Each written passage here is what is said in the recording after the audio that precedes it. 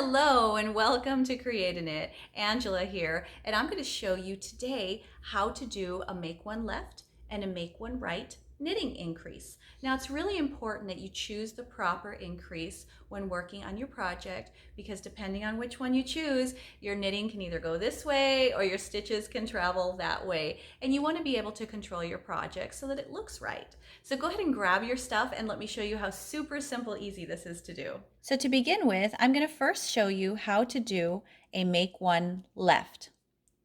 So to make one left, what you're going to want to do is locate that horizontal bar that runs between the two stitches on your needles. So if you look closely, you can see that bar right here. Now taking your left needle, go ahead and insert it through the front of that bar and lift up on it, just like that. Next, what you're going to do is you're going to want to knit through the back side of that bar back here. So insert your right needle into the back part of that bar like that.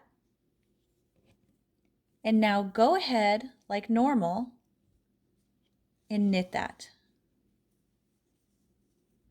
And that right there is a make one left, which is a left leaning increase. Now let's do a make one right.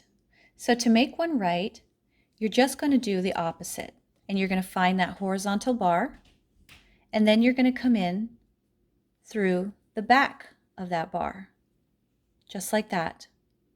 And now what we're going to do is we're going to knit through the front part of this strand right here. So go ahead and insert your right needle through the front and go ahead and knit it like normally. And there you have a right leaning make one right. Okay, so that was super fun having you stop by and visit. I hope that that was really helpful for you, because now you know how to control your stitches more with a left leaning and a right leaning increase. Let me know if you have any questions, if you need my help with anything, and until next time, I'll see you later.